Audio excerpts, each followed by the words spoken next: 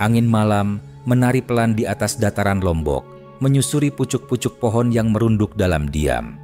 Di kejauhan, sebuah gunung berdiri gagah, menjulang hingga langit, seolah menjadi jembatan rahasia antara dunia manusia dan alam gaib. Dialah Rinjani, nama yang kelak disematkan, bukan hanya pada tanah tinggi, tapi pada kisah yang tak lekang oleh waktu. Dahulu kala, saat bumi masih baru mengenal napasnya sendiri, dan manusia belum sempat menyombongkan diri di atas tanah, lahirlah seorang anak perempuan dari rahim seorang putri raja dan seorang dewa langit. Ia tidak sepenuhnya manusia, tidak pula sepenuhnya dewa. Ia adalah benih cahaya yang tertanam di tengah dunia, tumbuh di antara dua alam. Namanya Anjani. Sejak kecil, Anjani tumbuh dengan kecantikan yang tak bisa dilukiskan kata. Matanya menyimpan rahasia langit, langkahnya setenang embun yang menari di atas daun.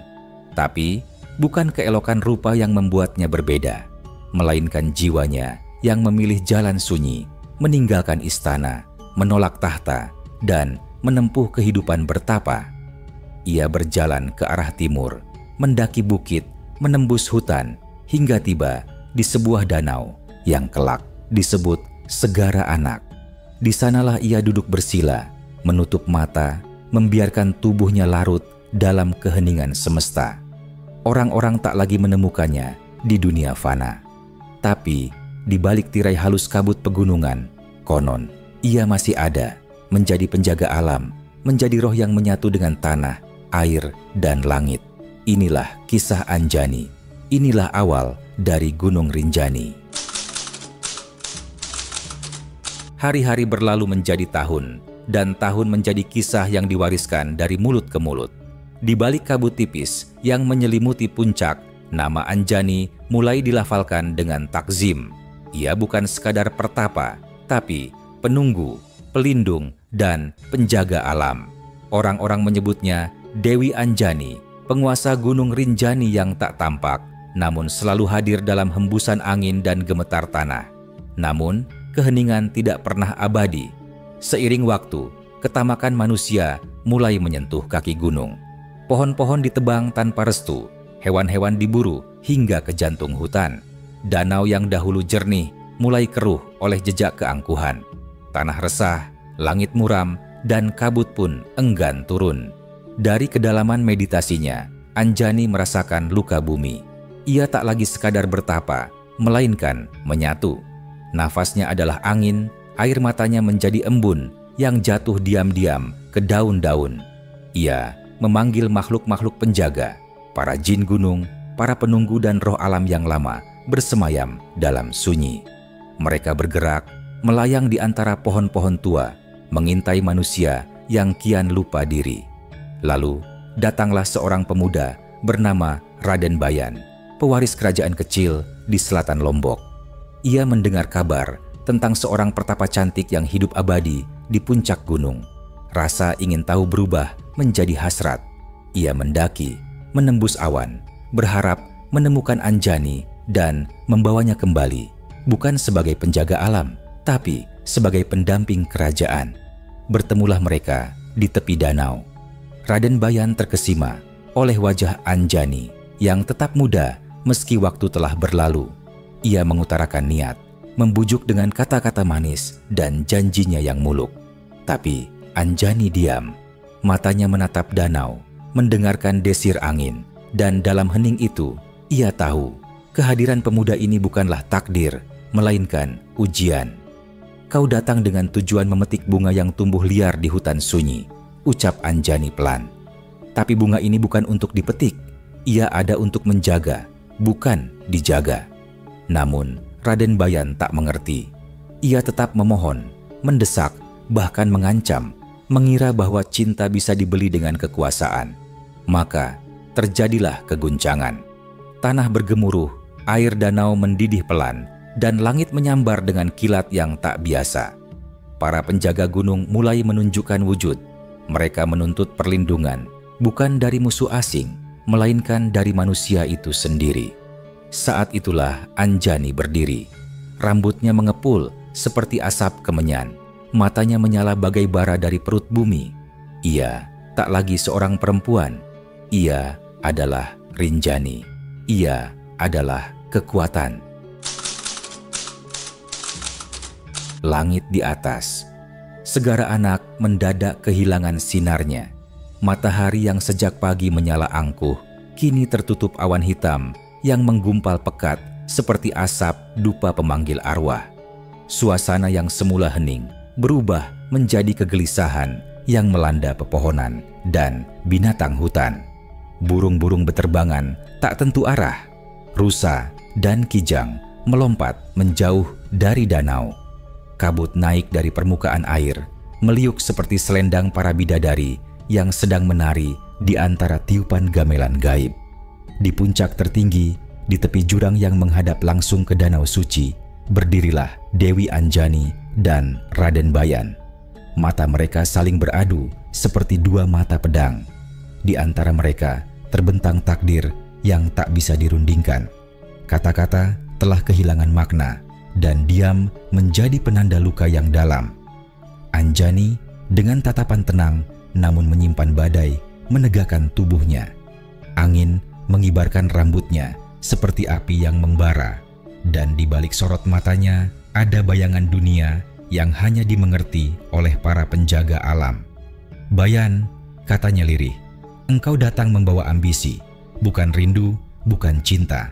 Kau ingin gunung ini tunduk padamu seperti hamba pada tuannya. Tapi Rinjani bukan harta.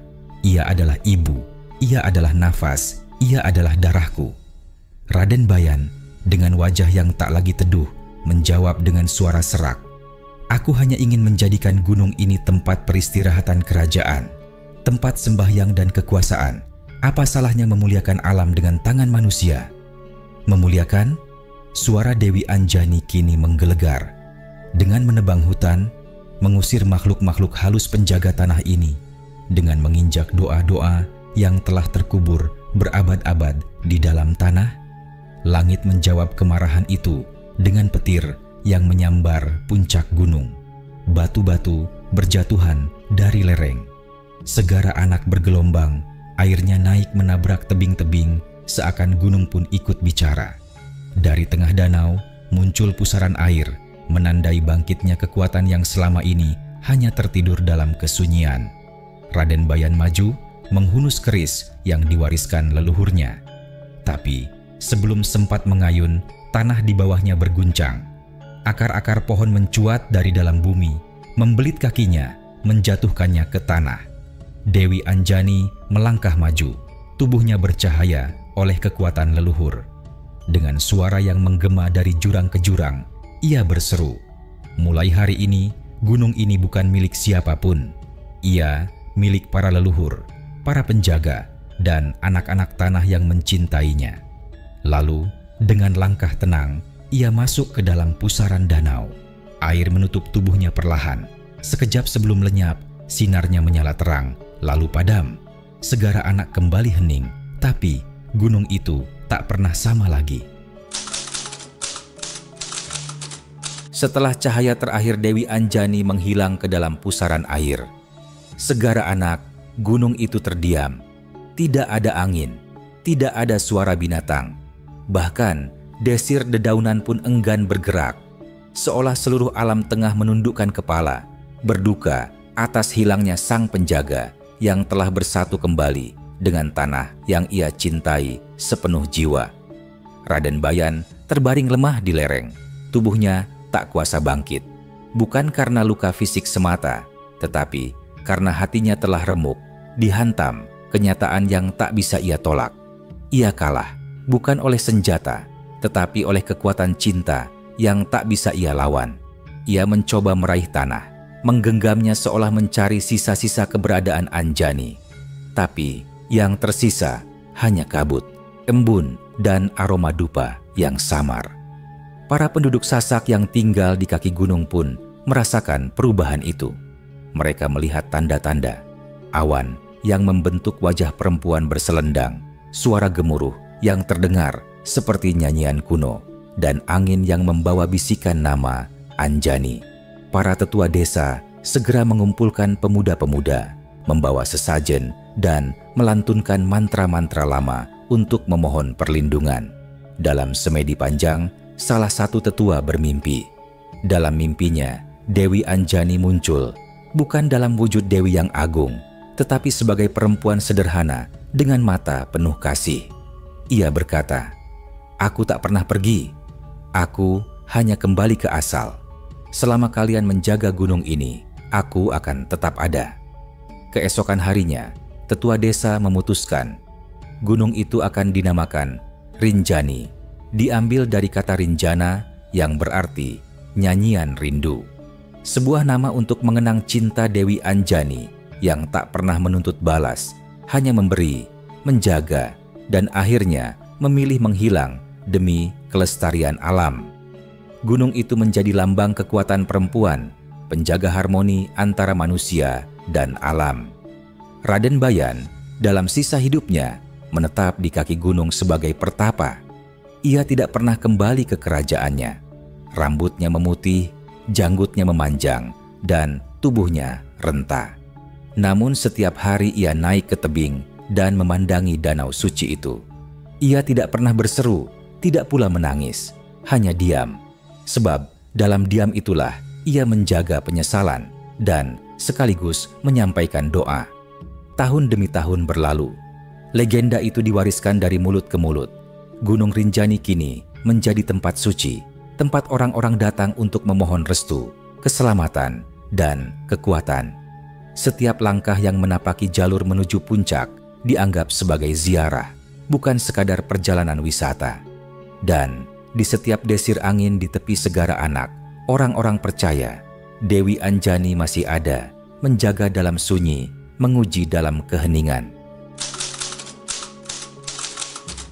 Legenda Gunung Rinjani bukan sekadar kisah cinta yang berakhir duka, melainkan pelajaran abadi tentang pengorbanan, keharmonisan, dan makna menjaga alam. Dewi Anjani tidak memilih menjadi ratu atau pemimpin sebuah negeri. Ia memilih menjadi penjaga alam, pelindung hutan dan gunung yang memberinya kehidupan. Ia menunjukkan bahwa kekuatan sejati bukanlah menguasai, melainkan merawat. Dalam dunia yang terus berubah, kisah ini mengingatkan kita bahwa keseimbangan antara manusia dan alam sangatlah rapuh. Ketika nafsu, keserakahan, dan kepentingan pribadi mengaburkan batas, maka kehancuran bukan hanya menimpa satu jiwa, tapi seluruh alam bisa menjadi taruhannya. Dewi Anjani menjadi simbol bagaimana cinta yang murni kepada bumi bisa melahirkan kekuatan spiritual yang besar, bahkan melampaui usia dan zaman. Masyarakat Sasak hingga kini masih memuliakan Gunung Rinjani, bukan hanya sebagai objek wisata, tetapi sebagai warisan leluhur yang sakral. Upacara-upacara adat, sesajen, dan doa-doa yang dipanjatkan di Segara Anak adalah bentuk penghormatan terhadap alam dan sejarahnya. Dan ketika kita berdiri di puncak Rinjani, menatap luasnya cakrawala, kita diajak untuk bertanya pada diri sendiri, sudahkah kita menjaga bumi seperti Anjani menjaga gunungnya? Karena sejatinya, setiap kita adalah penjaga dalam peran kecil maupun besar bagi satu-satunya rumah tempat kita berpijak, alam semesta ini.